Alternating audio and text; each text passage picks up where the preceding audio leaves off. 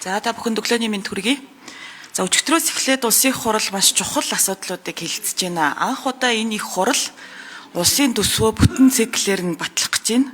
Тэгэхээр улсын төсөв хэрхэн яаж батлагддаггүй гэхлээр эхлээд одоо энэ хөгжлийн төлөвлөгөө төсвийн хүрээний мэдэгдлээ батлаад араас нь одоо намрын чуулганаар улсын төсөв яг эдгээр зүйлийн дагуу боловсруулагдаад орж ирдэг. Тэгэхээр өнөө маргаашийн хилцүүлгүүд энэ сард болох хилцүүлгүүд дээр бол бид бол маш их ач холбогдол өгөх ёстой маа. Тэгэхээр саяны гишүүдийн яриад байгаа, хурлын даргын яриад байгаа юм нэгдсэн ойлголтуудаа бол бас бий болох юм боломж завшаан гэж хараад байгаа. Тэгэхээр уул нь бол энэ завшаан дээр бол ерөнхий сайд маань бас орж ирээд улсын төсвийнхаа хилцүүлэгт оролцоод гэр бүлийнхаа төсвийн талаар ч гэсэн тайлбар юугаа хийгээд тэгээд хамтдаа нэгдсэн ойлголтод бол хүрчмээр л байгаа да. За тэгэхээр эдийн засгийн хөгжлийн яамнаас төсвийн хүрээний мэдэгдлийг өргөн барьсан байгаа. За төсвийн хүрээний мэдэгдэл дээр бол улсын нэгдсэн төсвийн урсгал зардлыг 25 оны хэмжээнд буюу 25.3 тэрбум төгрөгөөр оруулж ирсэн байна.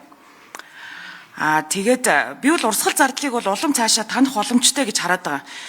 Хөгжлийн яам болохоор төрийн албан агчдын оронтойг бас цомгтгох бодлогыг бас давхар оруулж ирж байгаа шүү дээ.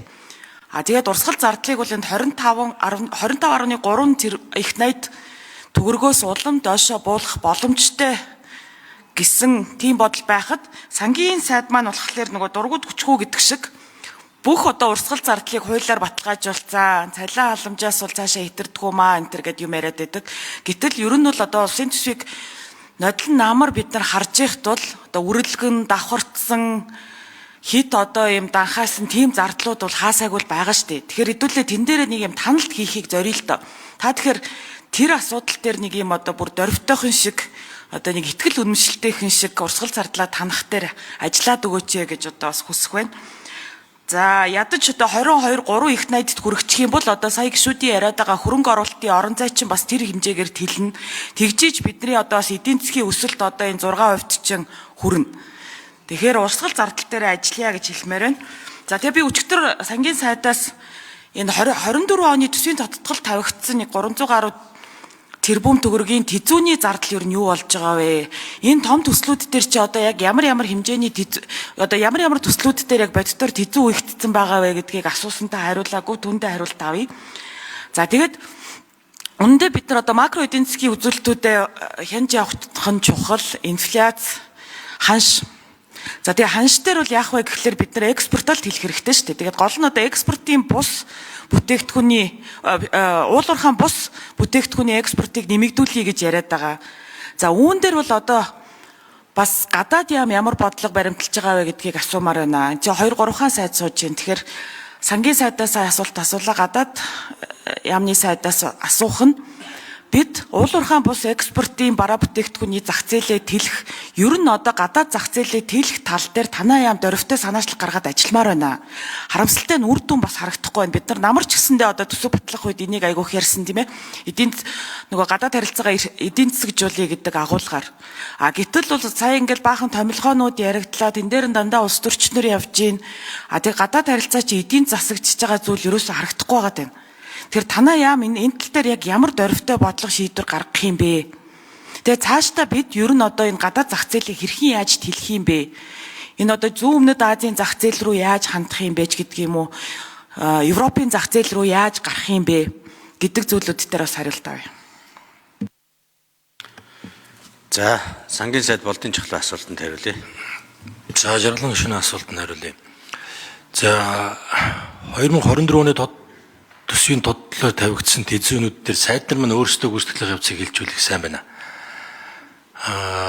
Тийм учраас сайд нар орж ирээд энэ дээр яг ямар хувьтай явж байгаа. Ер нь бол бүх гэрээнүүд нь хийгдсэн.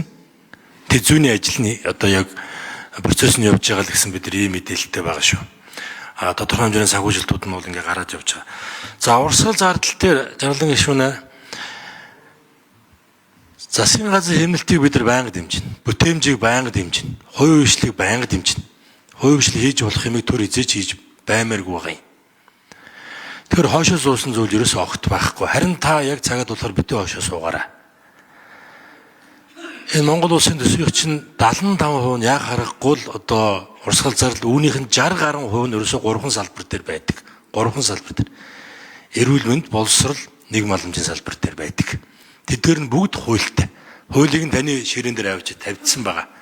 Цаа тэрэн дээр бас мөн одоо санаачлагтай байгаад өөрөө хууль санаачлах эрх бүхий субъект нь энэ хуулиудаар ийм урсгал зардлыг нь одоо зогсоочвол үлэм хэмжээний хэмнэлт гарах нэ гэдгийг нэг зөрөгтөө гаргаад ирээрээ. Тэгвэл их сайн байна. Урсгал зардал дээр үйл ажиллагааны зардлууд дээр бид хэмнэлт хийж болно. За харин энэ дээр бол харин бид одоо хувийн хвшлэр гүйцэтгүүлэх маш олон ажлуудыг тийш нь зөрөгтэйгээр бид шилжүүлэх хэрэгтэй. За энийг бол өмнө бид бас шатараатаагаар хэрэгжүүлэх гээд одоо хэд хэд удаа оролдож ирсэн боловч тэр бүр бас амжилттай болдгүй юм байна лээ. За тийм учраас энэ дээр бол одоо салбарын маш том одоо манлайллууд хэрэгтэй. Улсын хурал дээрээс шийдвэр гаргаад за тэндээсээ бас эргэж үзэхгүй байх гээд олон зүйлүүд болд юм байна лээ. За энэ удаа төсвийн хүрээг ярьж байгаа. Та төсвийн хүрээ хоёроо сайн ялгаж байгаа гэж бодож байна. Тийм учраас төсвийн хүрээн дээр ямар ч байсан бид тоонуудаа баталж яваад за ингээд удахгүй төсвийн одоо бид өргөн барих төлөлтийн ажлууд маань ингээд шувдрах бах.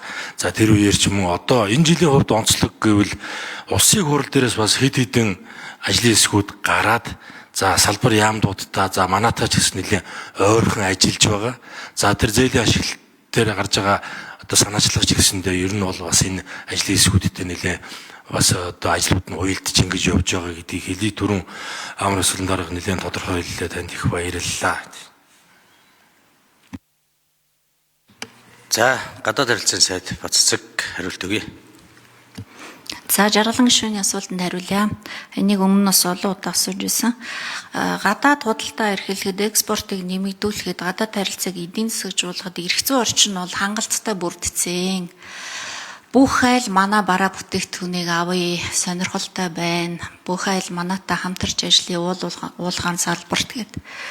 Биднэрт өөрт дотоодд асуудал их байна. Бүх асуудлыг улс төржүүлдэг, хууль эрх зүйн орчин сайн бүрдээгүй, хөрөнгө оруулагчдад эргэт нь тодорхойгүй, өмнө нь гомдоцсон хөрөнгө оруулагчтай гомдлыг барагдуулаагүй, хэлсэн амандаа хүрдэггүй, салбар яамдуудын зарим бодлого нь тодорхойгүй. Одоо зөвхөн ганцхан жишээн дээр бид нэр энэ critical mineral дээр олон улстай хамтарч ажиллая гэдээ олон улс санал тавихад одоо хүртэл бид нар яг ямар бодлого баримтлах уу, ямар эрх зүйн орчинтой байх уу, өмнөх энэ салбарт хөрөнгө оруулаад гомдсон гадаадын хөрөнгө оруулагчдынхаа гомдлыг яаж барагдуулах юм?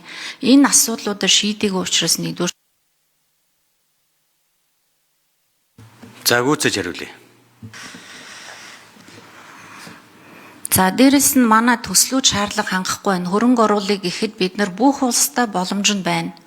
Зөвхөн булангийн орнуудаа одоо бид нар хөрөнгө оруулалтыг 20-30 жил ярьж байна. Бүгд шаардлага хангасан, шалгуур хангасан ийм сайн төслөө хийгээд ирээ.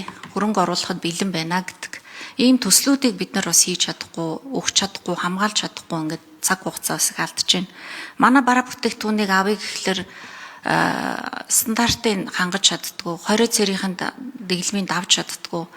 Одоо гадаа экспортод явж байгаа бараа бүтээгдэхүүн бол давандаа хувийн хвшлүүдийн өөрснийх нь хөгжлийн хүрээнд л чадаад хийгээд явж байгаа. Тэгэхээр бид нар яг бас хувийн хвшлээ дэмжиж чадж гин үгүй юу?